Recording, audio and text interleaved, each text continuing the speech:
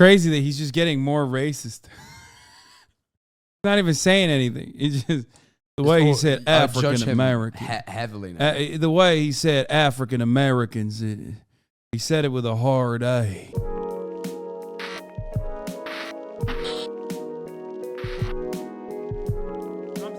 Let's look at the U.S. accent. New York City, Trenton, North Carolina, Ocracoke Island, Mississippi, and northern Florida. That's where you get the sort of Blanche Dubois or Scarlett O'Hara kind of classical Southern accent. Okay. Hi, my name is Eric Singer. I'm a dialect coach. Today we're going to take a little tour. Why does he look like older Dennis from Always Sunny? Looks like American Hugh Grant. Ah, that's a good one. Tour of some of the different accents of English-speaking North America. Figures of speech, North American accent. Now, a couple of quick disclaimers. These are by no means all the accents in North America or even all the English-speaking ones. And not everyone from the same place sounds the same. Accents vary by socioeconomic background, generation, ethnicity, and race, and all kinds of individual factors. Because in a very real way, accent is identity. Different people from the same place have more or less localizable accents, and that usually has to do with identity too. Now, on some of our stops, we're going to be looking at some of the most distinctive and interesting local features, but it doesn't mean that everyone from there has that accent or has it to the same degree. I'm also going to have some linguists and language experts from around the continent join me today to lend their expertise in some. Like AAVE also varies dramatically from the South to different parts of the South to like the North as well. Of these areas. Hi, I'm Megan Figueroa. Hi, I'm Nicole. Peace. I'm Son Michaud. Hi, I'm Kalina. Hi, I'm Amani Doran. One of the things you'll notice along the way is that accents often don't follow political boundaries, especially ones like state lines. They'll follow major geographical boundaries, things like mountains for sure, but what regional accent differences mostly reflect. Why is he talking from a tin can? I don't understand. Yeah, I don't understand that. Settlement patterns and contact. Was this a COVID Historically video? isolated communities, like Ocracoke Island in the Outer Banks of North Carolina, or the Sea Islands in the Low Country in Georgia, can have really distinctive speech ways. They've had the time and isolation necessary to diverge and develop them. That's the other thing that makes for accent variety. Time. There's a lot more accent diversity in the British Isles, for example, where there are local populations that have been... Dude, that's insane, brother. That is not normal. Consolidate. Look at this. Scotland, Highland Scottish, Lowland Scottish, Glaswegian, Cumbrian, Northumbrian, Geordie. Geordie's pretty thick. Pitmatic. Don't know what that is. Macomb, No Teesside, Yorkshire, Lancashire, Scouse, Mancunian. Yeah. Midlands, you got West Midlands, Brummy, Coventry. And then, I'm from the East Midlands, right? And I know full well there's variation even within that. Like, there absolutely is. You must just, at a certain point when you're a kid, you just make like a subconscious decision to just choose one. No, it's... You listen to somebody enough, and then that's like, okay, that's the one. No, because my accent's changed and I'm gonna a lot ever since I moved down. Like, I moved down south, and equally, I work in an online space. Wait, what did you used to sound like when you were up more north? Like it's hard for me to do because like I don't do it up north. If I go and visit my parents and I stay with them, I'll come back and I'll talk a bit like more like this. It's a lot more like you copy the people around you. Yeah, you just copy people around you. I'm like forcing myself to do it now, and it's like you're just forcing. I'm not enunciating words as well because there's a lot of like just jumping between. When I'm in the UK, I start to get a British accent. Yeah, well, it makes sense naturally. I feel think like I think I lived there for about a couple years. I think I'd sound like you. You would not. I don't think at all, but I do think. No, I absolutely think you I pick would. up British. No, you would sound like fucking Andrew Tate, bro. You'd be like Top G. Oh God, that accent is because he's from Gary, Indiana, and then Luton. So everything is busted for my man. Luton, is that what it is? Oh fucking hell. Yeah, he grew up. I think it was like 8 when his parents made him move to Luton. Bless him, no wonder. Yeah, I'd end up like that as well if I had to grow up in fucking Luton. Well, Gary, Indiana, not great either. If I lived in the UK for I think maybe 30 years, I'd probably have an accent. I don't think I think once you've like reached adulthood, I don't think you're gonna change your accent too much. I would force it.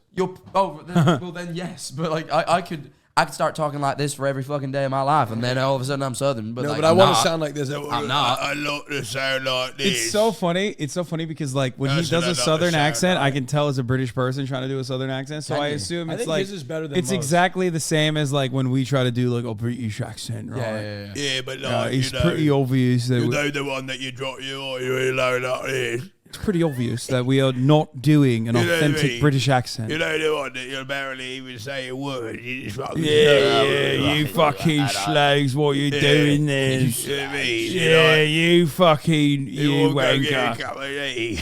You bellend. His Southern accent is better than a British accent by a lot. How would you be able to assess that? If you're Southern and you can assess a Southern accent, then you don't know what a fucking British accent sounds like authentically. So shut the fuck up. Well, no, you've heard British people. Yeah, but it doesn't matter. Sorry. Because like when Austin does a British accent, I think it's authentic. When Austin does a British accent, I'm like, oh, that sounds pretty good. You've done Oh, no. Yeah. You know where I got that voice from? Some guy in England, he ran a gym called The Unit. And he was a big bodybuilder with tattoos. He said, welcome to The Unit. It'd be 25 quid. And then, you know, he ran like a bodybuilding gym. Yeah. I don't remember his name, but yeah. That wasn't bad. There was moments where that was so well, you good. know. Hassan doesn't sound like he has heard British people. That's what it is. What? Like, you do sound like you have never heard a British person. Oh before. my God, It's that's crazy. Those British people are like, we don't sound like that. No, that's good. That one's We good. don't. We don't. That's good. Okay, I'm That getting was owned quite here, good. and It's it's bullshit. not Let's Speaking continue. English in their particular way for hundreds and hundreds of years. Tabo! And there's more accent diversity on the east coast of Tabo! the U.S. Tabo! than there is west Right. of the Mississippi. It's been settled by English speakers longer. The first places English was spoken in North America were Roanoke, Jamestown, and of course, Plymouth, Massachusetts, where the Pilgrims landed in 1620. So let's start there. The Pilgrims spoke with what we call Rhodic accents, meaning they said all their R's. In fact, so did almost all English speakers in 1620, including the ones in England. That's right, a Southern English accent might have used to sound something like this. It was only in the late 18th century that maybe back in the fashionable day, young that just people sounded in a and bit around Irish. London started dropping their R's, and from there the trend spread to America. Now, north of Plymouth Rock, we have Harvard Yard. One of the places you might hear a Harvard Boston Yard! accent today. Stereotypical Boston accents, of course, are non-rhotic, meaning no R sounds No in Rs. Park Your Car in Harvard Yard. Let's all get in the car and head south down the coast now into Rhode Island. Traditional Rhode Island accents here are still non-rhotic, but there's a key vowel difference. The placement for that vowel sound in Park Your Car in Harvard Yard. We call this the start vowel. In Boston, it's usually pretty fronted. Park your car in Harvard Yard. In Rhode Island, it's back. Park your car in Harvard Yard. Rhode Island accents were shaped by a lot of Irish and Italian immigration, just like New York City. So many accents. They don't vary by borough, by the way. fuck is this That's a fucking myth. asshole talking I about, know you huh? guys are going to tell me to forget about it, but I'm sorry. Hey. Sociolinguists have studied this Hey. really carefully, and there just really isn't any such Fucking thing as a asshole, eh? specifically Brooklyn or specifically think Bronx this fucking accent. guy is a There certainly fucking are a lot of different New York City accents, but they vary by socioeconomic background and by ethnicity and other aspects of group belonging and identity more than by neighborhood or by borough. They're historically non-rhotic, though that's changing some in the youngest generations for sure. Here's something fun most of Motherfucker just did like 3 different Italian accents. That's it. New York. them have in common. The tongue tip hits the teeth, or close to them, on TD and N sounds instead of, a little further back. So you can hear that in like this kind of New York City accent. That must be tongue the tip Trump on the one. teeth, That's the root of the Times Trump one, I Square, think. New York City, and this kind of New York that's the accent. foundation of it. 22nd Street, Times Square, Dumbo, taxis, traffic, and so on. Okay, so you may have noticed that all of these accents I've talked about so far sound pretty white. I'm going to take a pause here, and linguist Nicole Holliday is going to go a little deeper on African American. Oh, why won't he do it? I wanted him to do it. I wouldn't be that guy. I wouldn't be the guy. I wanted him to do it. I wanted to hear him fucking hit us with the AAVE. American English varieties. My colleague Amani Dorn is going to demonstrate some of those accents. Hi, I'm Nicole Holliday, and I'm a linguist. As we know, New York has all kinds of people in it. African American English has a lot of shared features across regions because of its history. So Black people in Africa were kidnapped and brought to what is now the United States. The way she's describing it is so cheery. It's like chattel slavery. It's a very like. At the time, they didn't all speak the same languages. They spoke multiple different African languages. And those languages came into contact not only with each other, but those languages were also coming into contact with the English. Stop the video. Liberal lies, brother. I don't want to hear it. They were immigrants. Spoken by the colonizers. This created a situation where there was a really unusual. God damn it, we're learning about slavery again. CRT can't even escape in an American broadcast, brother. What the fuck? Exposure to English, right? So there are all of these languages in contact with each other.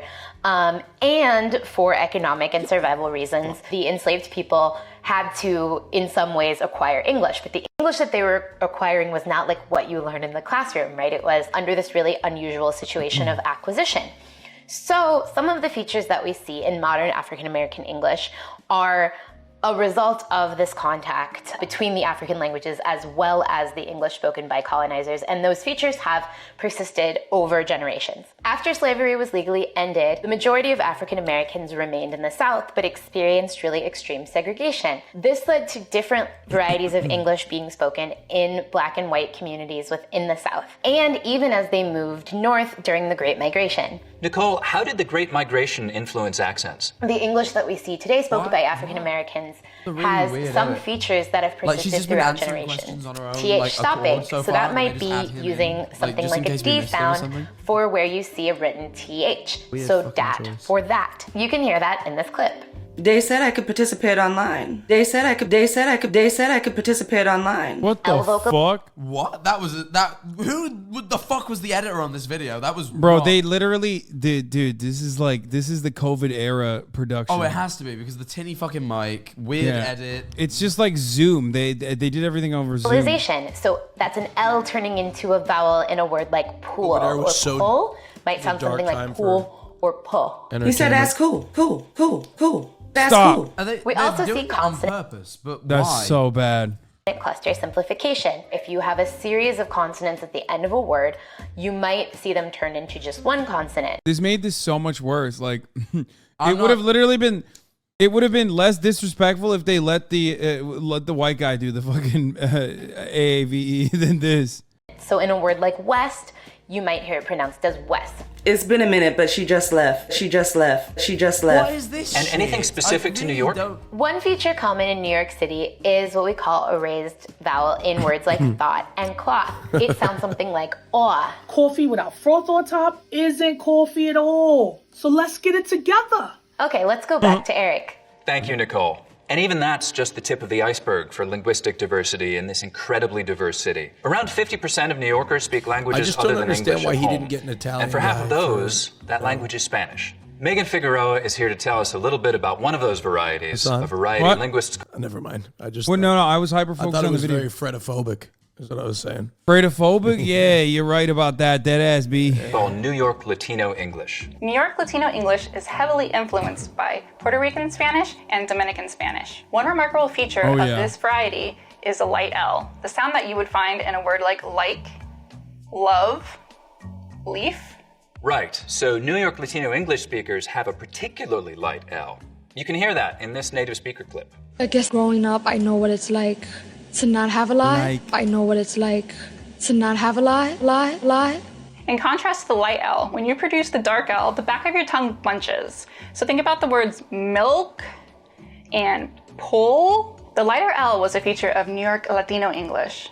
But Latinx people are a very diverse group of people, and they speak a variety of varieties. We'll get to more of those later. Thank you, Megan. And this single feature is a good contrast with other New York accents, by the way, because most other New York accents have pretty dark L's. Lots of lemon lollipops, la. I like to lick 'em. I like to lick 'em. So now, as we leave New York and I look and I go, pause. Oh no! Sound too hot.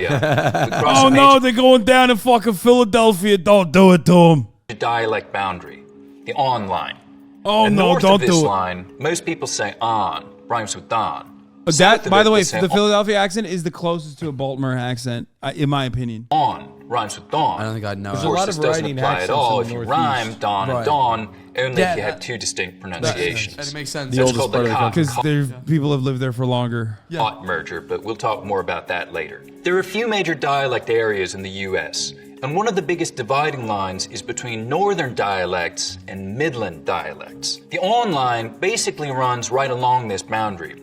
So as we cross over it somewhere around Trenton, we've crossed from the north to the Midlands, dialect-wise. Now another thing that starts to happen as we get down towards Philly is that the goat diphthong starts to move forwards in the mouth. So we get go, these are the weird ones. Go gets maybe even a little further forward as we get down to Baltimore. Especially, Danny Ocean. You want to get Danny Ocean on Wednesday? Let's make a quick stop in D.C., where Nicole has some really interesting stuff on the prosody of local African-American speakers. In my research, I studied prosody, which has to do with the tone and intonation of the phrase itself. In a study, I found that African-American speakers may be more likely to ask a yes-no question with a level tone or a falling tone. For white speakers, we expect a rising tone in questions like these. So something like, did you do the dishes? But African-American speakers may be more likely to say something like, did you do the dishes? Another feature that we see in DC, similar to New York, is the raised thought cloth vowel, that ah. This is a new feature in DC, and we think it's part of a pattern of DC varieties becoming more like northern cities as opposed to the South. You can hear that in this clip. Change is needed, but at what cost? At what cost? Cost. Okay, let's go back to Eric. Now we take a quick detour over to Pittsburgh. Yous are the only people in all of North America that smooth the mouth diphthong, except for maybe Chicago sometimes. Now smoothing is when you take a diphthong, like ow, Yinzers, the and worst. Smooth it out so it's just one sound, ah. Just like we have price smoothing in much of the South, so that I smooths out to just ah. Just absolutely devastatingly bad accent, okay? These are the ones that, like, being a British person, I've, like, heard once or twice and just assumed, like in media, and just assumed it was, like, some fucking, like character that was made to talk. And I'm like, oh, no, like, there's people that fucking speak like this. It's weird. Someone said they have to be doing that on purpose. All of them? Yeah, they just know. They're in on it. They're like, yeah, Pittsburgh, let's go. Price. Same thing here. Except with the mouth vowel, smoothing out to a long ah sound. That's the weird one. You just want to meet downtown, go shopping for catches? Heading back over to the Delmarva Peninsula. As we head down into Virginia, we get something different happening with that same mouth diphthong. Here it's going to sound like oat, mouth, house. So it's not smoothing out here, it's raising. The tongue starts a little higher up, instead of ah. So it's like oh, oat, a boat, house. This feature is called tidewater raising. Something similar happens with this vowel in Canada, and there we call it Canadian raising, but it's essentially the same thing happening. Time to get out of the house, keep heading south. Down in North Carolina, we really start to hear pretty significant... Really start to hear the racism come out. Hey, Mr. Beast is from there, man. He's a good guy. This is when you're starting to... you're nearing the area where it all of a sudden... things start to sound a lot worse. Fronting again. So the vowel sound in boat, most, hope starts with the tongue further forwards in the mouth. Oh. Interestingly, goat fronting, which is now widespread in a lot of the American South, seems to have originated in North Carolina sometime in the last part of the 19th century. Remember that regional dialect boundaries don't necessarily follow political boundaries. By the way, they follow settlement patterns. I feel like the North Carolina is where the dispute, like the local dispute as to whether they're a part of the South or North. Yeah. Which is right. Predominantly the only places that have those dispute are in like the southern parts. Like nobody from the North is like, we're from the North, not from the South. Like that's what you think. Try fucking Pennsylvania, brother. Pennsyltucky. Is that not true? The more you go, the more Ohio wants to be South so bad. Pennsylvania wants to be the South so bad. Exactly, is them wanting to be the South, not the other way around. You don't think there's southern places that want to be northern? Well, maybe that's why there's a dispute. Actually, there's probably Miami. Miami's the only southern place that wants to be northern. But then, like California, California is an entire state that is like in the Southwest, and yet it has a lot of northern qualities. Oh, absolutely. I forget. Like You forget that this is a southern state. Until I think of like the geography that I'm fucking actually. I'm gonna be honest. I just went to North Carolina once, and that's the conclusion that I came to. I didn't do any research outside of that. I like that. No. I respect. I went to North Carolina. I was like, wow, this is where it starts. Ohio hates the South, but they still arrived and raised them on their own. Ohio quite literally thinks it's a part of the Confederacy now. Okay, do not act like Ohio firmly does not like. There are less places in Ohio that there are more places in Ohio that feature the Confederate flag than not at this point. Patterns between populations. So the inland part of North Carolina, which is in the Appalachian Highlands, the original European settlers were Scotch-Irish folks and Germans moving southwest from Pennsylvania. Due to being relatively inaccessible and isolated for a long time, the accent is distinct from the lowlands and from the coastal areas. The isolated speech communities are fascinating because we can get some really interesting sound patterns. Up here you get some really dramatic face lowering, for example. So the diphthong in face starts real low, down around a. Face, light, day. You'll also get some particular dialect features, so words and word order and grammar things that stretch way back to those original settlers from Scotland and Northern Ireland. Things like a hunting and a fishing, and extra sounds too, like the R sound in wash and the H sound in hit. Get on with hit. Here's Nicole again to talk a little bit about African American speech in Southern Appalachia. Hi again. So African Americans in Appalachia are understudied, mostly because stereotypes of Appalachia are very, very white. African Americans in Appalachia may be more likely to be rhotic, so in words like floor, way up there on the fourth floor, floor. You'll get the R, whereas in other places you might get flo. African Americans in Appalachia also tend to follow the more general Southern pattern with respect to I monophthongization, in wide turning to so you get wad. And now the map tour continues with Eric. Thank you, Nicole. We're picking up again in North Carolina. Over in the Outer Banks, there's an even more historically isolated community. Because of a shift in shipping patterns in the mid-19th century, and probably also because of sympathizing with the Northern cause in the Civil War, Ocracoke Island was relatively isolated from the mainland for a long time. It developed maybe one of the most distinctive and different dialects in North America. Obliging islanders will sometimes say to tourists, well, it's high tide on the same side. Last night the water far, night the moon shine, no fish. Ocracoke Islanders are sometimes called high tiders because of that particularly distinctive I sound. And their accent is sometimes taken to be British or Australian, even by Brits. And truth be told, there are some similarities with some regional English accents, including that high tide vowel sound, which is similar to both southwestern English accents like Devon or Gloucestershire. Sounds like this fucking guy. Never once in my fucking life have I ever heard anyone from fucking Australia that sounds like this cunt. Yeah, I don't think he sounds Australian. He's fucking miles away. Absolutely fucking miles away. Your Australian kind of sounds a little bit like, oh my God, this is the second time I'm forgetting the fucking Liverpool. Like when you say fucking. Fucking. Mate. Mate, fucking lost it then. But then sometimes I become fucking New Zealand, which is. Have you been to Australia? It's a similar accent, but New Zealand is tighter. It's a good way of putting it actually. And I get them mistaken sometimes. Don't make it too tight, and then it's like South Africa. South African is more like South African. South African is more like this. It's kind of hard. My dentist is from South Africa, and I fucking struggle. It's hard. There's some sounds that I can't wrap my head around. It's hard. There's a guy. Someone said it's just fruity Australian. Do you think? I'd say like the way in my head I distinguish them is like New Zealand is like the default, and then Australians, like if you gave a New Zealander a lot of weed, like take the New Zealand accent and then just like chill them out a bunch.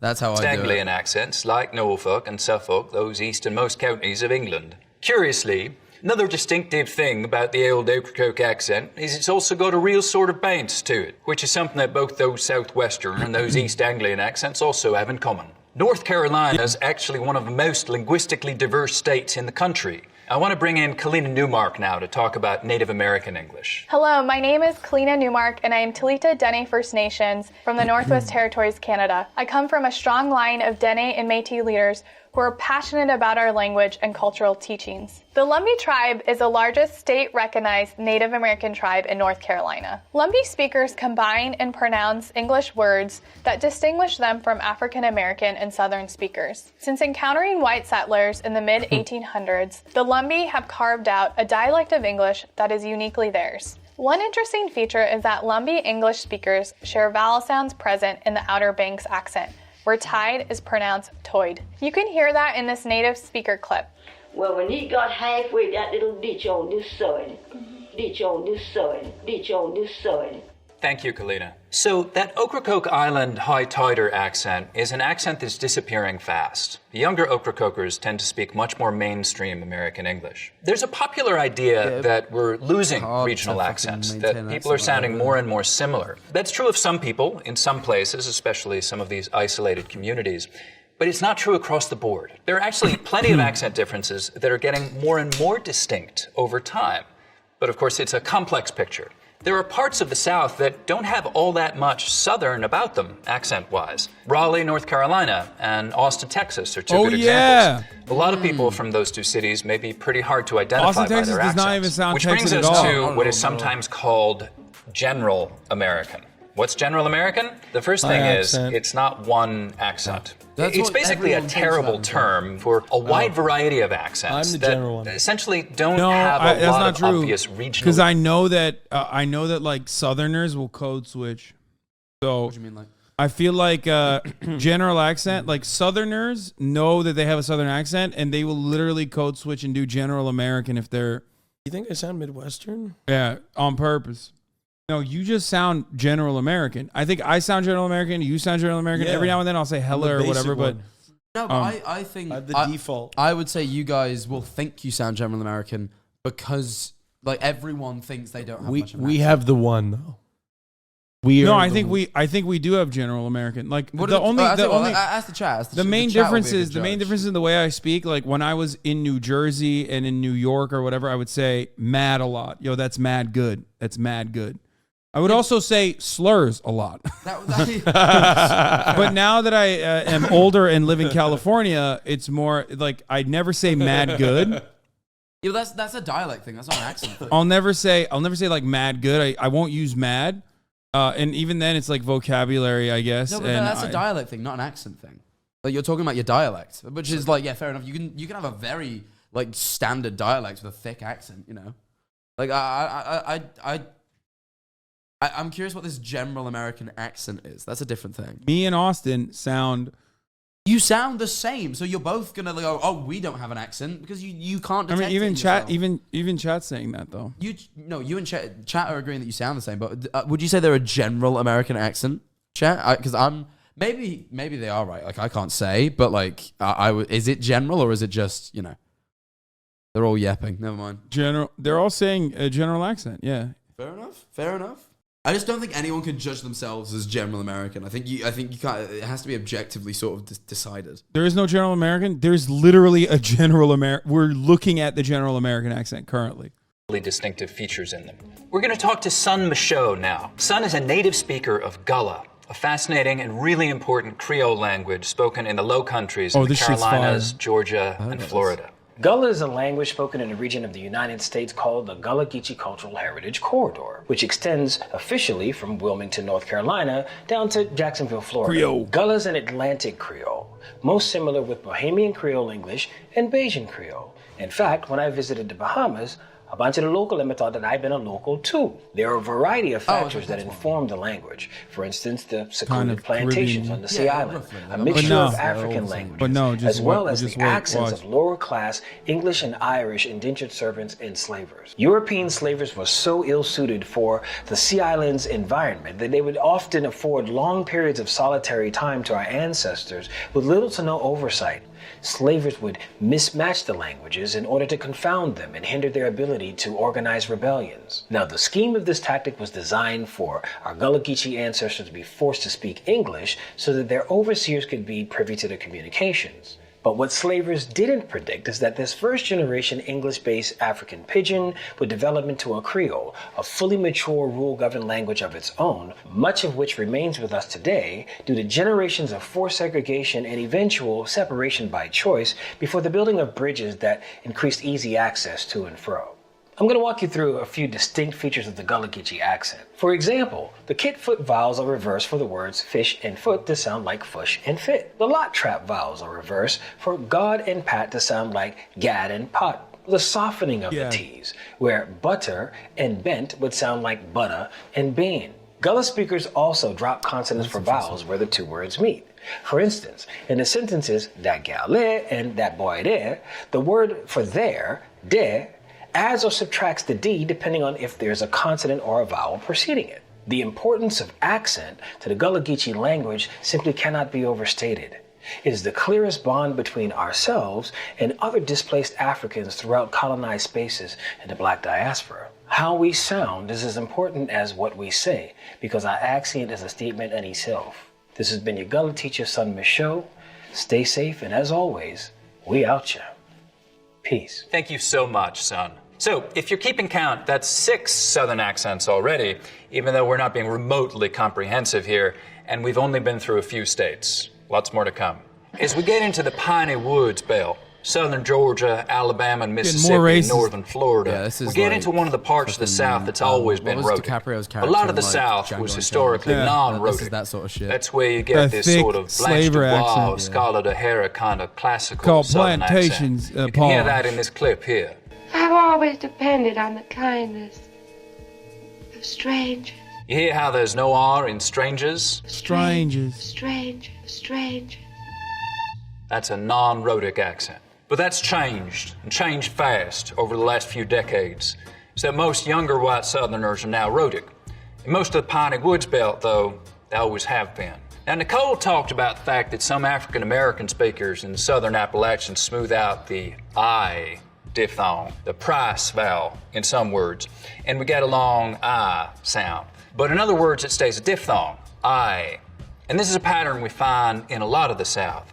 In most of the Piney Woods belt, though, there's always been what we can describe as full price. It's crazy that he's just getting more racist. He's not even saying anything. It's just the way he said African American. Heavily now. The way he said African Americans, he said it with a hard A. Smoothing, where some Southerners smooth the diphthong in words like fly, rise, and ride, but use a diphthong in rice and right. Here in the Piney Woods belt, we're going to smooth them all. Fly, rise, ride, and rice, right, life, night, and so on. There's an interesting posture thing here, too, which is that you start to get tongue tips that are very edge-focused. And what I mean by that is that instead of using this part of the tongue, what the blade that was a for lot. things like T and D sounds, so that there's a lot of surface contact, tuh, duh. We just use the narrow edge of the tongue, so it's a more focused contact area, tuh, duh. Contact area. 10 tired turtles talk about dentists. Sounds kind of breathy. We're going to end part 1 right here, but we're Holy fuck, there's a part 2. We're not doing part 2. No, that was. It's got a little boring by the end of it. I'm not it gonna was lie. drawn out. Birmingham. Herschel Walker. We got here from Birmingham. From fucking Birmingham. From fucking Birmingham.